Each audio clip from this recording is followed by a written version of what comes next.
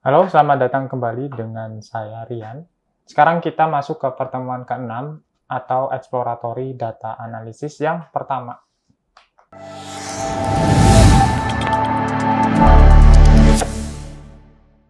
Sekarang kita masuk ke pertemuan ke-6 atau exploratory data analysis yang pertama. Sebelum masuk lebih dalam, mari kita sedikit pendahuluan ya, atau prolog tentang studi kasus awalnya, tentang bagaimana suatu perusahaan akhirnya menerapkan exploratory data analysis terhadap permasalahan mereka. Di sini ada perusahaan manufaktur. Perusahaan ini menghadapi tantangan dalam mengelola rantai pasokan mereka. Jadi pasokan atau supplier stok dari barang-barangnya ternyata mengalami keterlambatan pengiriman, kemudian ketidakpastian dalam persediaan, hingga kurangnya visibilitas terhadap performa mesin di pabriknya. Jadi keputusan bisnisnya itu dinilai kurang tepat ya, akhirnya menyebabkan banyak kendala tersebut. Kemudian perusahaan melakukan inisiatif untuk melakukan suatu riset atau suatu analisa pada data-data yang dia miliki.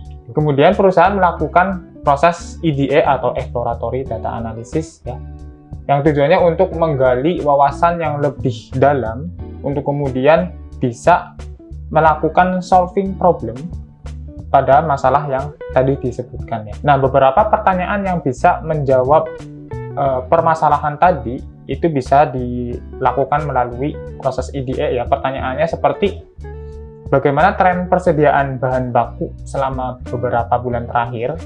Jadi karena EDA itu berhubungan sama datanya itu berhubungan juga sama data histori atau data-data yang perusahaan itu miliki sebelumnya.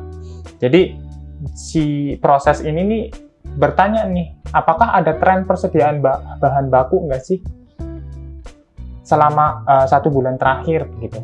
Kemudian ada juga pertanyaan yang berkaitan dengan pola keterlambatan. Apakah ada pola keterlambatan yang secara khusus ya, atau musiman kah, atau disebabkan oleh human error kah gitu.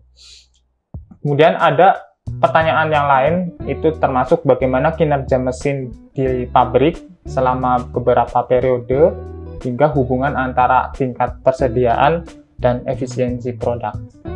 Itu beberapa pertanyaan-pertanyaan yang bisa kita dapatkan melalui proses-proses exploratory data analysis dari data yang sudah kita punya. Masuk lebih dalam terhadap proses daripada exploratory data analysis dari awal ya, itu kita akan membahas tentang pendahuluannya yang pertama, kemudian lebih dalam tentang EDA hingga kesimpulan. Yang pertama tentang pendahuluannya dulu nih. Di studi kasus tadi harusnya teman-teman sudah lebih tahu ya, apa sih sebenarnya exploratory data analysis. Secara umum, exploratory data analysis ini adalah proses investigasi awal dari data yang kita punya, untuk kemudian data tersebut kita jadikan acuan. Acuan apa? Acuan keputusan bisnis yang akan kita ambil ke depannya. Gitu. Nah, tujuan utamanya itu tadi untuk menggali wawasan awal tentang data, identifikasi pola, tren, anomali, hingga hubungan antar datanya. Sekarang kita akan membahas lebih teknikal nih berhubungan dengan data. Kita masuk ke dalam tipe data. Tipe data yang akan kita kenalkan yaitu ada 2, yaitu data discrete dan data continue. Data discrete yaitu data yang dilihat dari berdasarkan perhitungan. Perhitungan data discrete biasanya urut nih teman-teman, dari 1, 2, 3 begitu. Terus contoh yang bisa kita lihat dalam kehidupan sehari-hari untuk mengenal lebih dalam tentang data discrete yaitu jumlah barang yang dibeli di supermarket, kemudian jumlah push up yang dilakukan, jumlah mobil yang terjual. Biasanya data discrete itu bentuknya integer atau tidak ada koma ya. Kalau data continue, itu data continue agak mirip sama data discrete ya, tapi yang membedakan antara data discrete dan data continue itu lebih bersifat numerik, dan biasanya hasil dari data ini itu merupakan hasil dari pengukuran. Contohnya, seperti pengukuran suhu badan, itu kan detail ya, suhunya atau data yang kita peroleh detail, misal 36,7 gitu.